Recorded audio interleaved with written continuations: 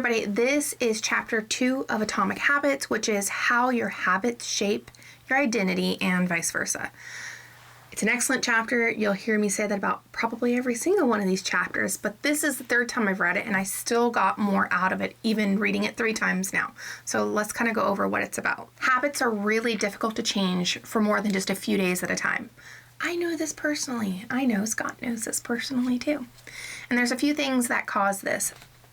1, we're changing the wrong habit. Or 2, the habit we are trying to change, we're going about it in the wrong way.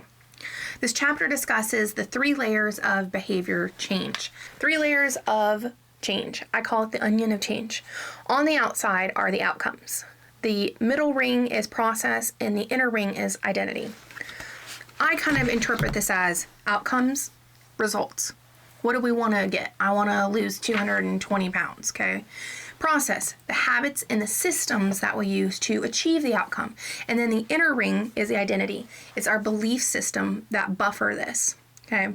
This is important because the old way of trying to change things is using outcome-based change with habits. You try to change the outcome, then it changes the process, and then it changes who you see yourself as.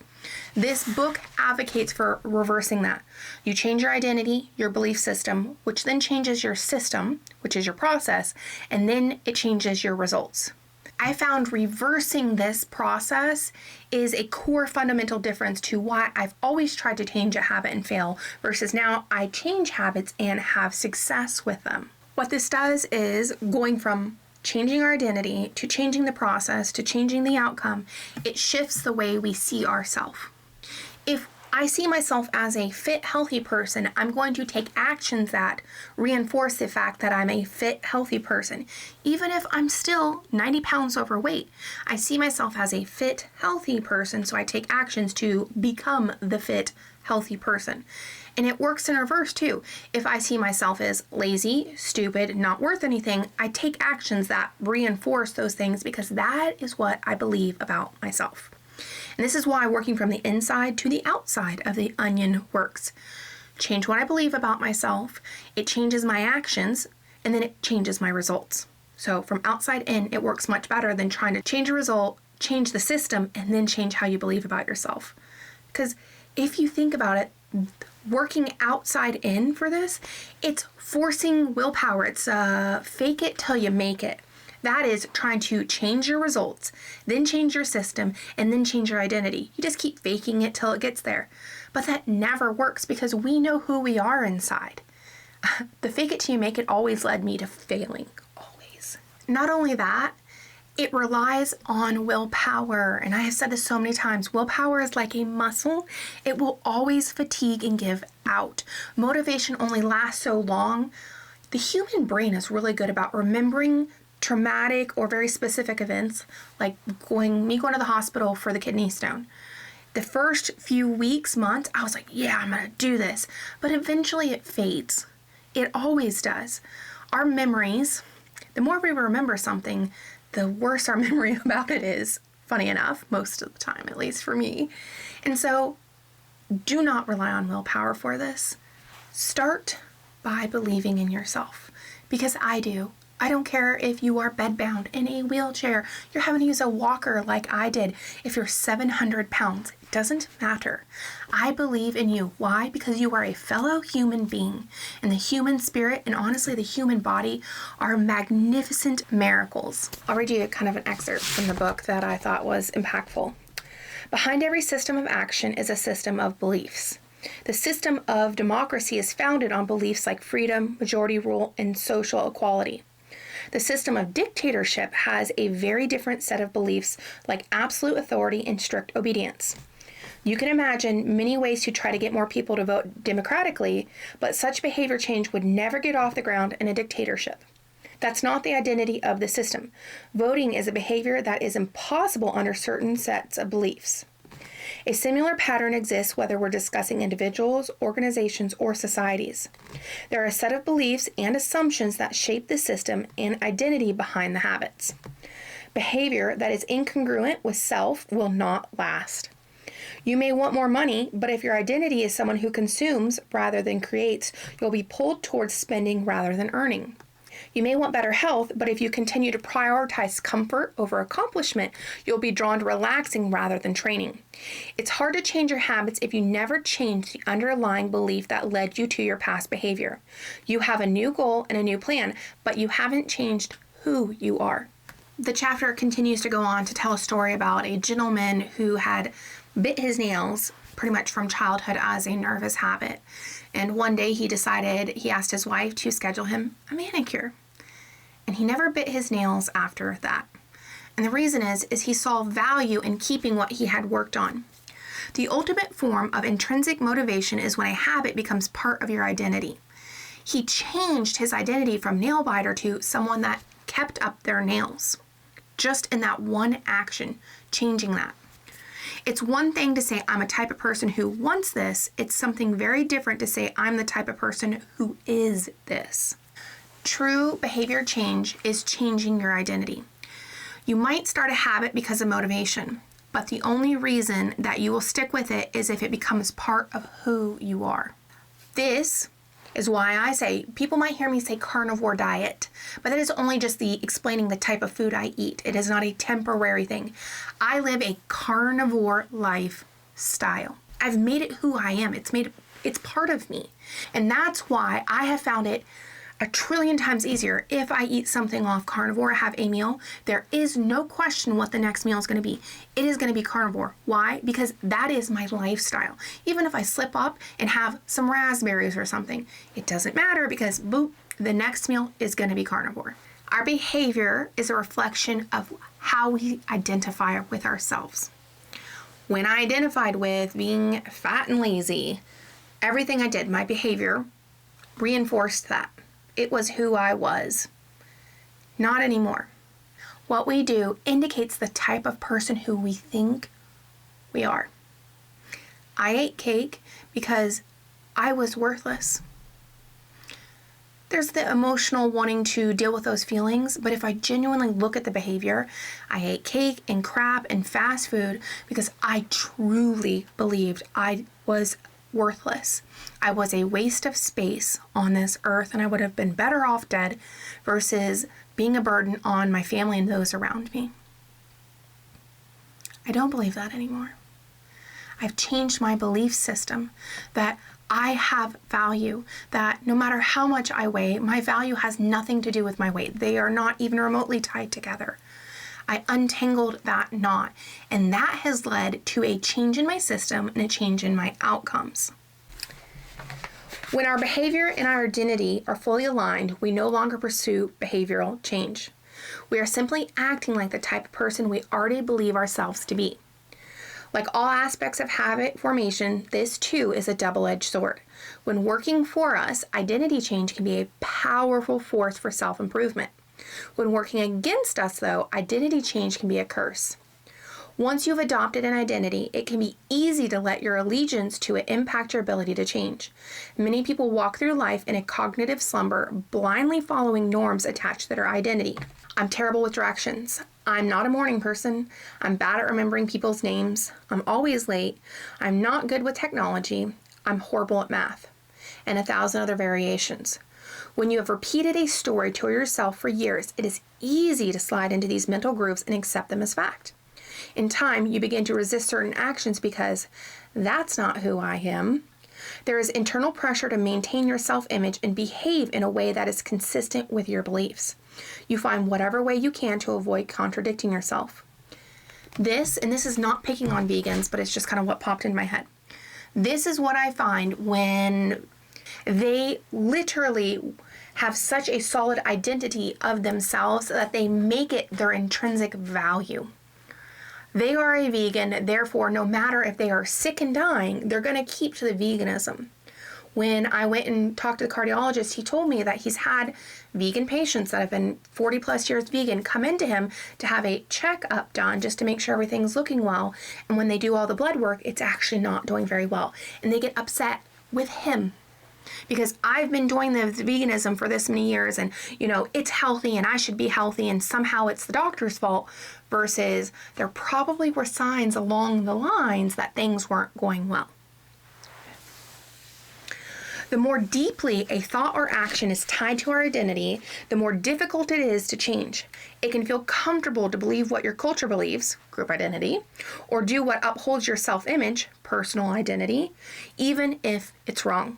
The biggest barrier to positive change at any level, individual, team, society, is to identify conflict.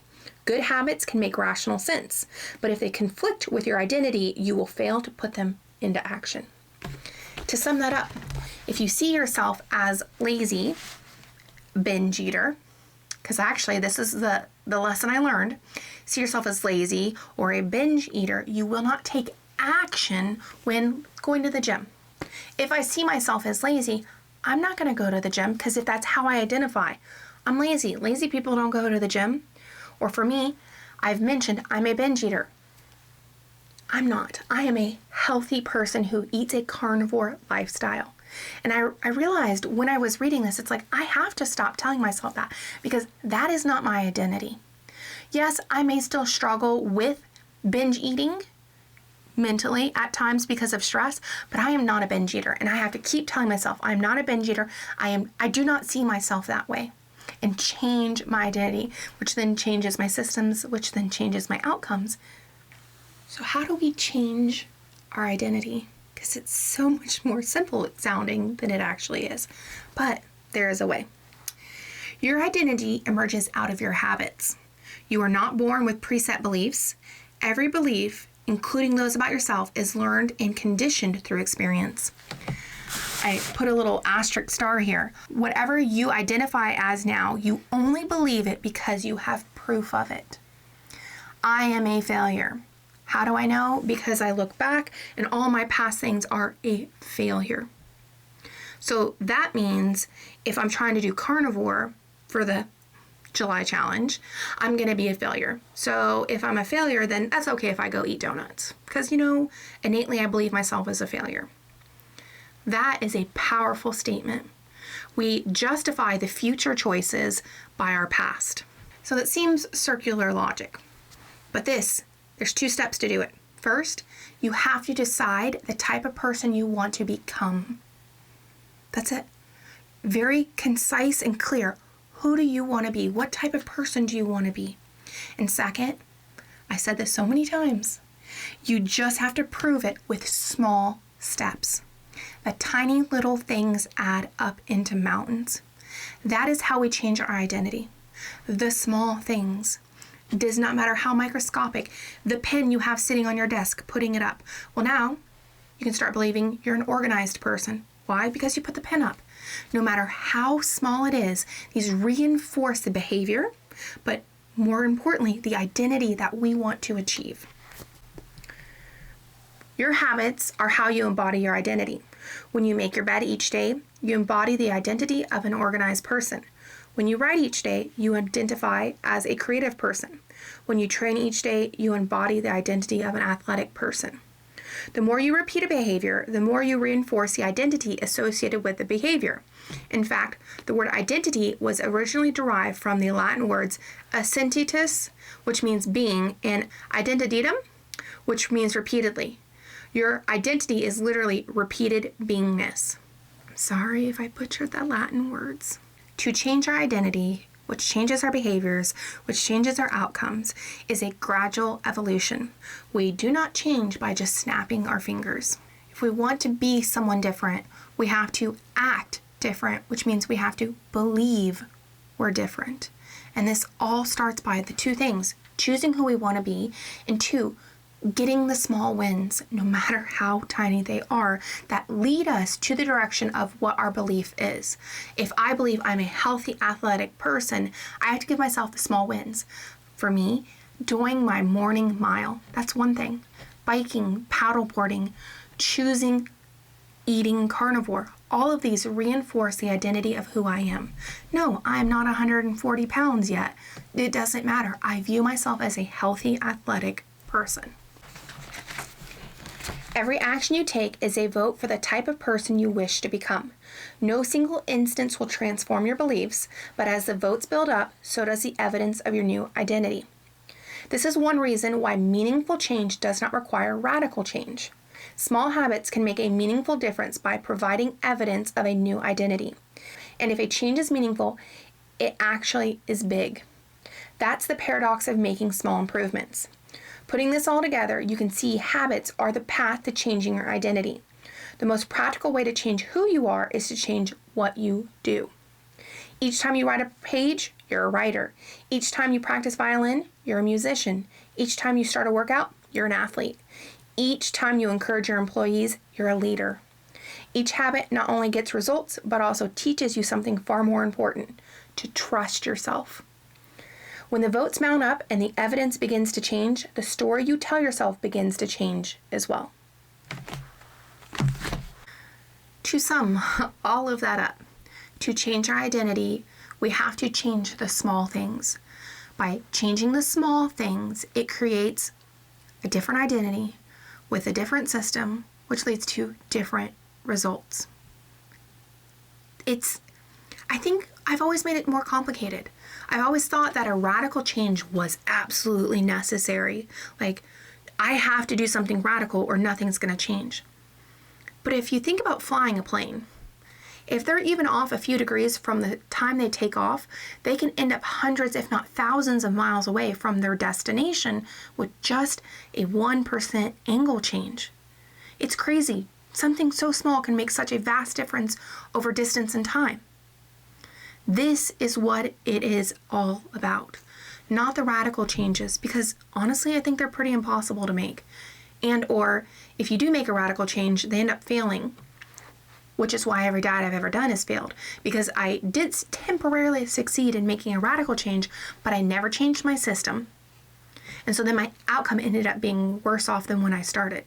No system change, no identity change, outcome is not permanent. Okay, this is the last part I'm going to read you guys, but honestly, it's the most powerful. The true question is, are you becoming the type of person you want to be? Are you? The first step is not what or how, but who. You need to know who you want to be. Otherwise, your quest for change is like a boat without a rudder. That's why we're starting here. You have the power to change your beliefs about yourself. Your identity is not set in stone. You have a choice every moment. You can choose the identity you want to reinforce today with the habits you choose today. Building better habits isn't about littering your day with life hacks. It's not about flossing one tooth each night or taking a cold shower every morning and wearing the same outfit each day. It's not about achieving external measures like success, like earning money, losing weight, or reducing stress. Habits can help you achieve all of these things, but fundamentally, they are not about having something. They are about becoming someone. Ultimately, our habits matter because they help us become the type of person we want to be. They are the channel through which we develop our deepest beliefs about ourselves. Quite literally, you become your habits. Thank you for taking the time to listen. I hope you go and get this book. I have no affiliation with this gentleman or this book of any way, shape, or form, but I have found it has radically changed the way I look at myself, my beliefs, my systems, and then my outcomes. You better move that finger before it gets snapped off. Ah!